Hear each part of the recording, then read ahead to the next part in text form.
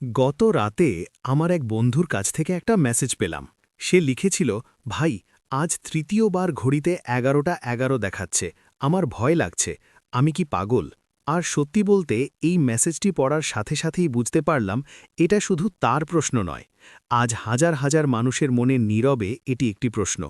হয়তো তুমি এই ভিডিওটি দেখছ কারণ তোমার সাথেও একই রকম কিছু ঘটছে।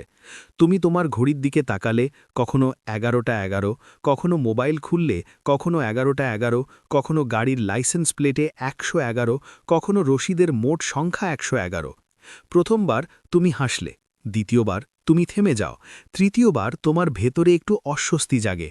এটা কি ঘটছে? এটা কি কেবল কাকতালীয় নাকি আরও কিছু? আমাদের বেশিরভাগই এটাকে কাকতালীয় বলে উড়িয়ে দিই, কারণ আমাদের শেখানো হয়েছে যে যা যুক্তিসঙ্গতভাবে অর্থহীন তা উপেক্ষা করতে। কিন্তু সত্যি করে ভাবুন তো, যদি কোনো জিনিস বারবার একই প্যাটার্নে দেখা দিতে থাকে, তাহলে কি তা কেবল কাকতালীয় হয়ে যাবে? পরমহংস যোগানন্দ বলতেন যে যখন ঈশ্বর মানুষের সাথে কথা বলেন, তখন তিনি সবসময় শব্দ ব্যবহার করেন না। তিনি লক্ষণ, অভিজ্ঞতা এবং পুনরাবৃত্তির মাধ্যমে যোগাযোগ করেন। এই কারণেই যখন মহাবিশ্ব আপনাকে কোনো বার্তা দিতে চায়, তখন হঠাৎ করে কোনো ঘোষণা দেয় না। এটি আপনার দৃষ্টি খুব শান্তভাবে বারবার আকর্ষণ করে, যাতে আপনি ভয় না পান, বরং জেগে ওঠেন।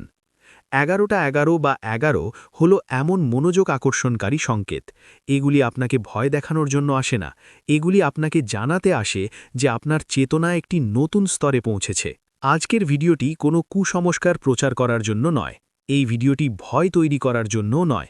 এই ভিডিওটি এটি স্পষ্ট করার জন্য, কারণ যেখানে কোনো বোধগম্যতা নেই সেখানেই ভয়ের উদ্ভব হয়, এবং যখনই বোধগম্যতা আসে, ভয় স্বয়ংক্রিয়ভাবে বিলীন হয়ে যায়। যখন মহাবিশ্ব কথা বলে, তখন এটি আমাদের ভাষায় কথা বলে না, এটি গণিতের ভাষায় কথা বলে, শক্তির ভাষায়, পুনরাবৃত্তির ভাষায়, লক্ষণের ভাষায়, এবং 11টা 11 বা 11 হল সেই ভাষার সবচেয়ে স্পষ্ট, সরাসরি লক্ষণগুলির মধ্যে একটি। যোগানন্দ বলতেন যে যখন একজন শিষ্য প্রস্তুত থাকে, তখন লক্ষণগুলি স্বয়ংক্রিয়ভাবে উপস্থিত হয়, এবং যারা লক্ষণগুলি পড়তে শেখে তারা জীবন পড়তে শেখে। যদি আপনি এই লক্ষণটি বুঝতে পারেন, তাহলে আপনি ভয় পাওয়া বন্ধ করবেন, আপনি প্রশ্ন করা বন্ধ করবেন, এবং আপনি শুনতে শুরু করবেন, কারণ প্রতিটি লক্ষণই জাগ্রত হওয়ার আমন্ত্রণ। যদি এত গভীর, রহস্যময়, তবুও জীবন প্রাসঙ্গিক বিষয়গুলি আপনার মধ্যে কিছু নাড়া দেয়, তাহলে এখনই ভিডিওটি লাইক করুন, চ্যানেলটি সাবস্ক্রাইব করুন এবং বেল আইকনটি টিপুন, কারণ সম্ভবত এই ভিডিওটিও আপনার কাছে দুর্ঘটনাক্রমে নয়, বরং একটি কারণে এসেছে। কারণ প্রথমটি আপনার আধ্যাত্মিক যাত্রায় একটি জাগরণের আহ্বান। প্রথম এবং সবচেয়ে গভীর কারণ হল আপনি জাগ্রত হচ্ছেন, এবং এই জাগরণটি হঠাৎ করে কোনো অলৌকিক ঘটনা নয়। এটি একটি খুবই সূক্ষ্ম প্রক্রিয়া। 111 কোনো সাধারণ সংখ্যা নয়, এটি একটি আধ্যাত্মিক বিপদ সংকেত। ঠিক যেমন একটি সকালের অ্যালার্ম ঘড়ি আপনাকে গভীর ঘুম থেকে জাগিয়ে তোলে, তেমনি 111 আপনাকে এমন একটি ঘুম থেকে জাগিয়ে তোলে যেখানে আপনি নিজেকে কেবল একটি দেহ, একটি নাম এবং একটি ভূমিকা বলে বুঝতে পেরেছেন। পরমহংস যোগানন্দ বলেছিলেন যে একজন ব্যক্তির সবচেয়ে গভীর ঘুম হল এই বিশ্বাস যে তারা কেবল একটি দেহ, এবং প্রথম জাগরণ হল এই উপলব্ধি যে তারা এর চেয়েও বেশি কিছু। যখন 111 বারবার উপস্থিত হতে শুরু করে, তখন আপনি প্রায়শই নিজের মধ্যে কিছু অদ্ভুত পরিবর্তন অনুভব করেন। আপনি কোনো স্পষ্ট কারণ ছাড়াই আরও বেশি ভাবতে শুরু করেন। যে জিনিসগুলি একসময় আপনাকে উত্তেজিত করত, তা এখন একটু ফাঁকা মনে হয়। কেবল অর্থ, কেবল কাজ, কেবল সামাজিক জীবন হঠাৎ অসম্পূর্ণ মনে হয়। এবং তারপর ধীরে ধীরে একটি প্রশ্ন জাগে, জীবন কি কেবল এটাই? আমি কি এখানে কেবল উপার্জন, দৌড়াদৌড়ি এবং ক্লান্ত হওয়ার জন্যই এখানে আছি? আমার অস্তিত্বের কি অন্য কোনো অর্থ আছে? এই মুহূর্তটি যখন আত্মার দিক পরিবর্তন করে। যোগানন্দ বলেন যে আত্মা যখন পরিণত হতে শুরু করে, তখন সে পুরানো খেলায় বিরক্ত হয়ে যায়। যা একসময় তাকে খুশি করেছিল, তা আর চায় না। 111 হল সেই একঘেয়েমির সংকেত। এটা তোমাকে তিরস্কার করতে বা ভয় দেখানোর জন্য আসে না, এটা কেবল খুব শান্ত স্বরে বলে, এখন তুমি শেখার জন্য প্রস্তুত। এই মুহূর্তে অনেকেই যে ভুলটি করে, তা হল এই সংকেতটিকে ভয়ের সাথে যুক্ত করা। তারা মনে করে আর সত্যিই কিছু একটা শুরু হতে চলেছে। এটা তখনই আসে যখন তোমার চেতনা তার পরবর্তী স্তরের জন্য প্রস্তুত থাকে। ঠিক যেমন একটি শিশু এক শ্রেণী থেকে অন্য শ্রেণীতে যাওয়ার আগে একটু অস্থির হয়ে ওঠে, এই অস্থিরতা আধ্যাত্মিক উন্নতির লক্ষণ। পরমহংস যোগানন্দ একে আত্মার স্মারক বলেছেন। আত্মা থেকে প্রেরিত একটি স্মারক। এর অর্থ এই নয় যে তুমি সন্ন্যাসী হতে যাচ্ছ। এর অর্থ এই নয় যে তুমি সবকিছু ত্যাগ করতে যাচ্ছ। এর সহজ অর্থ হল তোমার চেতনা আর কেবল বাইরের জগতে সন্তুষ্ট নয়, এটি ভেতরের জগৎ অন্বেষণ করতে চায়। তাই নিজেকে খুব সততার সাথে জিজ্ঞাসা করো, তুমি কি সম্প্রতি গভীর প্রশ্ন জিজ্ঞাসা করা শুরু করেছ? তুমি কি নিজেকে একা পেয়েছ, নিজের অস্তিত্বের কথা ভাবছ? তুমি কি জীবনে কোনো অদৃশ্য দিক তোমাকে ডাকছে বলে অনুভব করো? যদি তোমার উত্তর হ্যাঁ হয়, তাহলে এটাই প্রথম লক্ষণ। ভয় পাওয়ার কোনো কারণ নেই, কারণ এক হল প্রমাণ যে তুমি হারিয়ে যাওনি, তুমি মনে রাখছ তুমি আসলে কে। দ্বিতীয় কারণ, রূপান্তরের প্রক্রিয়া। তুমি ভেঙে পড়ছ না, তুমি বদলে যাচ্ছ। এক এবং একের মতো সংখ্যাগুলিকে নতুন শুরুর সংখ্যা হিসেবে বিবেচনা করা হয়। কিন্তু আমাদের একটা জিনিস খুব স্পষ্টভাবে বুঝতে হবে, প্রতিটি নতুন শুরুর আগে পুরনো কিছু ভেঙে যায়। যখন এই সংখ্যাগুলি বারবার দেখা দেয়, তখন এটি প্রায়শই জীবনের উত্থানের দিকে পরিচালিত করে। বছরের পর বছর ধরে টিকে থাকা সম্পর্কগুলি হঠাৎ করেই অপ্রতিরোধ্য বোধ করে। তোমার চাকরি বা কেরিয়ার সম্পর্কে এক অদ্ভুত অস্বস্তি দেখা দেয়। তুমি নিজের জন্য যে পরিচয় তৈরি করেছ, আমি এই ধরনের মানুষ, তা আলগা হতে শুরু করে। এবং তারপর মন ভয় পেয়ে যায়। তুমি ভাবছ, কেন সবকিছু বদলে যাচ্ছে? আমি কেন জড়িয়ে পড়ছি? আমি কি ভুল পথে আছি? কিন্তু এটাই সবচেয়ে বড় ভুল বোঝাবুঝি। পরমহংস যোগানন্দ বলতেন যে যখন আত্মা প্রসারিত হতে শুরু করে, তখন অহংকার কাঠামো কাঁপতে শুরু করে। যা কাঁপছে তা আত্মা নয়, এটি তোমার পুরনো সীমাবদ্ধতা। এক এবং এক ধ্বংসের লক্ষণ নয়। এই লক্ষণগুলি ইঙ্গিত দেয় যে তুমি একটি রূপান্তর প্রক্রিয়ায় প্রবেশ করেছ। এভাবে বুঝো, যখন একটি শুঁয়োপোকা প্রজাপতিতে পরিণত হওয়ার আগে তার কোকুনে প্রবেশ করে, তখন বাইরের পর্যবেক্ষকের কাছে এটি শেষ হয়ে যাচ্ছে বলে মনে হয়। কোনো রং নেই, কোনো নড়াচড়া নেই, কোনো পরিচয় নেই, কিন্তু ভেতরে সবকিছু নতুন হয়ে উঠছে। যোগানন্দ একে ঐশ্বরিক অস্বস্তি বলে। ঈশ্বর প্রথমে তোমার আরাম কেড়ে নেন, তারপর তোমাকে তোমার আসল শক্তি দেন।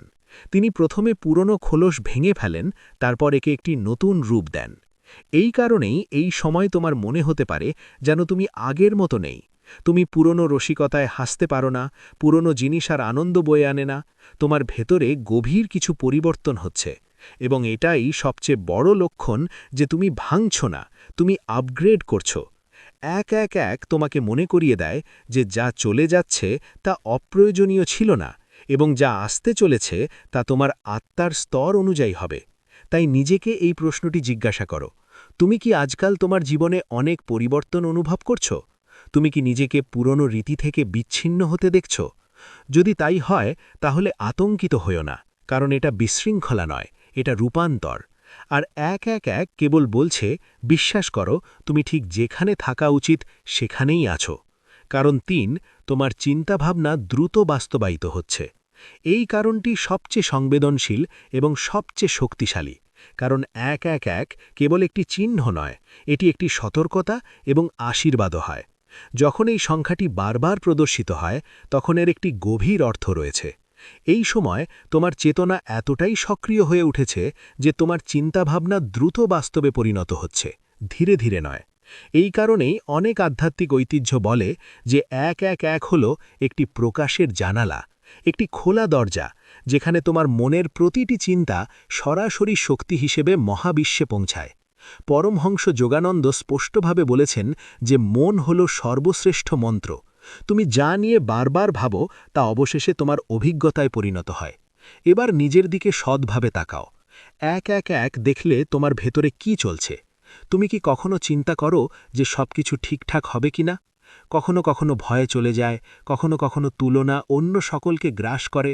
আমি পিছিয়ে পড়ি। এক ঠিক সেই মুহূর্তে এটি তোমার সামনে এসে তোমাকে থামিয়ে দেয়। এটি বলে থামো এবং দেখো তুমি কি বপন করছো। কারণ এই সময় তোমার মন সাধারণ নয়, এটি বীজ বপনের অবস্থায় আছে। যোগানন্দ এই কেন্দ্রীভূত চিন্তাশক্তিকে বলে, চেতনা জাগৃত হলে চিন্তাভাবনা ওজন বাড়ায়, তারা হালকা থাকে না, তাদের প্রভাব থাকে। এই কারণেই এক আপনাকে ভয় দেখাচ্ছে না, এটি আপনাকে দায়িত্বশীল করে তুলছে। এই সংখ্যাটি আপনাকে এটি বলে না কিছু চাও, এটি বলে যে তুমি কি ভাবছ সে সম্পর্কে সতর্ক থাকো, কারণ এই সময় যদি তুমি ভয়ের কথা ভাবো তাহলে ভয় বেড়ে যায়, যদি তুমি আশার কথা ভাবো তাহলে পথ খুলে যায়, যদি তুমি কৃতজ্ঞতার সাথে থাকো তাহলে সেই শক্তি বহুগুণে ফিরে আসে। যোগানন্দের একটি গভীর শিক্ষা আছে, ঈশ্বর তোমার মনের মাধ্যমে তোমার জীবনের স্ক্রিপ্ট লেখেন। এক এক এক এক হলো সেই স্ক্রিপ্টের একটি স্মারক। তাই পরের বার যখন তুমি তোমার ঘড়ির দিকে তাকিয়ে এক এক এক দেখবে, তখন দৌড়িও না, ভয় পেও না, শুধু এক মুহূর্ত থেমে যাও, একটা গভীর শ্বাস নাও এবং নিজেকে জিজ্ঞাসা করো যে এখন তোমার মনে কি চলছে। আমি কি সত্যিই সেই জীবনযাপন করতে চাই? যদি উত্তর না হয় তাহলে এখনই তোমার মন পরিবর্তন করো, কারণ এই সংখ্যাটি তোমাকে মনে করিয়ে দেওয়ার জন্য যে তুমি শক্তিহীন নও, তুমি সচেতন হয়ে উঠছ, এবং সচেতন মনই সৃষ্টি করে। কারণ 4টি পথপ্রদর্শক শক্তি তোমার চারপাশে রয়েছে। যখন এক এক এক এক বারবার দেখা যায় তখন অনেকেই একটু ভয় অনুভব করেন, ভাবছেন খারাপ কিছু ঘটতে চলেছে কিনা, কিন্তু বাস্তবতা একেবারেই বিপরীত। অনেক প্রাচীন আধ্যাত্মিক ঐতিহ্যে এক এক এককে মাস্টার নম্বর বলা হয়। মাস্টার নম্বর এমন একটি চেতনাকে বোঝায় যা একা নয়, উচ্চতর বুদ্ধিমত্তা দ্বারা পরিচালিত। এই সংখ্যাটি আপনাকে ভয় দেখাতে আসে না, এটি আপনাকে আশ্বস্ত করতে আসে। এটি একটি সূক্ষ্ম বার্তা, আপনি একা নন। পরমহংস যোগানন্দ বারবার বলেছিলেন যে যখন একজন ব্যক্তি আন্তরিকভাবে সত্যের দিকে অগ্রসর হন, তখন অদৃশ্য সহায়ক শক্তি তাদের চারপাশে সক্রিয় হয়ে ওঠে। এই শক্তিগুলি সর্বদা অলৌকিক রূপে দেখা দেয় না, তাদের সামনে কোনো আলো, কোনো কণ্ঠস্বর, কোনো দেবদূত থাকে না। তাদের কাজ খুব শান্ত, খুব সূক্ষ্ম। কখনো কখনো মাত্র কয়েক সেকেন্ডের মধ্যেই একটি ট্র্যাজেডি এড়ানো যায়, কখনো কখনো শেষ মুহূর্তের একটি ভুল সিদ্ধান্ত উল্টে যায়, কখনো কখনো সঠিক সময়ে হঠাৎ কেউ উপস্থিত হয়। আপনি বলেন, ভাগ্য আজ তোমাকে বাঁচিয়েছে। যোগানন্দ বলেন, এটি ভাগ্য নয়, এটি নির্দেশনা। এক এক এক এক হলো সেই নির্দেশনার একটা ছোট্ট আভাস। এটা যেন কেউ একজন অন্ধকার পথে পিছন থেকে আপনার কাঁধ ধরে রেখেছে, অদৃশ্য, কোনো শব্দ না করে, এবং আপনি কেবল জানেন যে আপনি পড়ে যাবেন না। এই সংখ্যাটি আপনাকে মনে করিয়ে দেয় যে আপনি যখন সঠিক পথে থাকেন তখন সাহায্য ঘোষণা করা হয় না, এটি কেবল কর্ম। যোগানন্দের একটি সুন্দর রেখা আছে, ঈশ্বরের সুরক্ষা সবচেয়ে বেশি সক্রিয় থাকে যখন অন্বেষণকারী সবচেয়ে বেশি অজ্ঞ থাকে। তাই পরের বার যখন আপনি এক এক এক এক দেখবেন, ভয় পাবেন না, কেবল নিজেকে বলুন, আমি জানি আমি নিরাপদ, এবং নিজেকে এই প্রশ্নটি জিজ্ঞাসা করুন, আমি কি কখনো এমন কোনো বড় সমস্যা থেকে রক্ষা পেয়েছি যার কোনো যুক্তিসঙ্গত কারণ ছিল না? যদি উত্তর হ্যাঁ হয়, তাহলে আপনি সম্ভবত সাহায্য দেখেননি, কিন্তু আপনি তা অনুভব করেছেন, এবং এটিই পথপ্রদর্শক শক্তির বৈশিষ্ট্য। 5টি কারণ আপনি সঠিক পথে আছেন। মহাবিশ্ব থেকে নিশ্চিতকরণ। জীবনে অনেক সময় আমরা এমন সিদ্ধান্ত নিই যার কোনো বাহ্যিক প্রমাণ নেই, কোনো গ্যারেন্টি নেই, কোনো করতালি নেই, কোনো তাৎক্ষণিক ফলাফল নেই, কেবল ভেতর থেকে একটি শান্ত কণ্ঠস্বর, এটি ঠিক। আর যখন তুমি সেই কণ্ঠস্বরে বিশ্বাস করো এবং এক পা এগিয়ে যাও, তখন মহাবিশ্ব তোমার সাথে কথা বলে না, এটা সংকেত পাঠায়। এক এক এক এক এবং এক এক এক হলো সেই সংকেতের ভাষা। এই সংখ্যাগুলো বলে না যে সবকিছু সহজ হবে অথবা সবকিছু তোমার কল্পনার মতো হবে। এগুলো কেবল বলে যে তুমি সঠিক পথে আছো, থেমো না। পরমহংস যোগানন্দ বলতেন যে যখন একজন ব্যক্তি তার আত্মার ছন্দ অনুসরণ করে, তখন ঈশ্বর তাকে পথ দেখান না, তিনি তা সৃষ্টি করেন। এক এক এক এক হলো সেই পথ তৈরি হওয়ার এক ঝলক। প্রায়শই এমন হয় যে তুমি একটি বড় সিদ্ধান্ত নিয়েছ, একটি পুরানো সম্পর্ক ছেড়ে দিয়েছ, একটি অনিরাপদ কিন্তু সত্য পথ বেছে নিয়েছ, এবং তারপর এক এক এক এক দেখা দিয়েছে। তোমার মন জিজ্ঞাসা করে, আমি কি সঠিক কাজটি করেছি? এবং মহাবিশ্ব তোমাকে শান্ত হাসি দিয়ে এই সংখ্যাটি দেখায়, যেন বলছে, হ্যাঁ এটা ঠিক। পরীক্ষার পরে প্রশ্নপত্র মিলিয়ে নেওয়া। ফলাফল ঘোষণার আগে শিক্ষক সামান্য মাথা নাড়লেন, কোনো নম্বর নেই। আমি তোমাকে বিশ্বাস করতে বলেছি। যোগানন্দ ব্যাখ্যা করেছেন যে আত্মার যুক্তির নয়, নিশ্চিতকরণের প্রয়োজন, এবং 111 হল সেই নিশ্চিতকরণ। তাই ভাববেন না যে এই সংখ্যাটি তোমাকে কিছু করতে বলছে। এই সংখ্যাটি তোমাকে আশ্বস্ত করার জন্য এসেছে। এটি বলে যে তুমি তোমার হৃদয়ের কথা শুনেছ, এখন ভয় পাওয়ার দরকার নেই। তাই পরের বার যখন তুমি 111 বা 1111 দেখবে, তখন নিজেকে এই প্রশ্নটি জিজ্ঞাসা করো, আমি কি সম্প্রতি এমন কোনো সিদ্ধান্ত নিয়েছি যা সহজ ছিল না, কিন্তু ভেতরে ভেতরে মনে হলো এটা ঠিক? যদি উত্তর হ্যাঁ হয়, তাহলে এই সংখ্যাটি সেই সিদ্ধান্তের নীরব স্বীকৃতি। মনে রাখবেন, মহাবিশ্ব কখনো হাততালি দেয় না, এটি সংকেত দেয়, এবং যারা সংকেত বুঝতে শেখে তারা কখনো পথ হারায় না।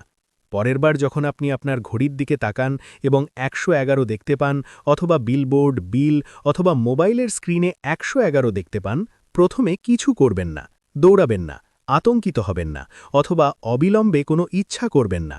শুধু থেমে যান, গভীর শ্বাস নিন, কারণ এই মুহূর্তটি সাধারণ নয়। এটি এমন একটি মুহূর্ত যখন আপনার চেতনা সম্পূর্ণরূপে বর্তমানের মধ্যে চলে আসে, এবং যোগানন্দ বলতেন যে ঈশ্বরের সাথে সংযোগ স্থাপনের জন্য আপনাকে কোথাও যেতে হবে না, আপনাকে কেবল এই মুহূর্তে আসতে হবে। 111 আপনাকে সেই মুহূর্তে টেনে আনে। এখন এই মুহূর্তে আমরা যে সবচেয়ে বড় ভুল করি তা হল তাৎক্ষণিকভাবে কিছু চাওয়া শুরু করা। আমাকে এটি দাও, ওটা করো, আমার সমস্যা সমাধান করো।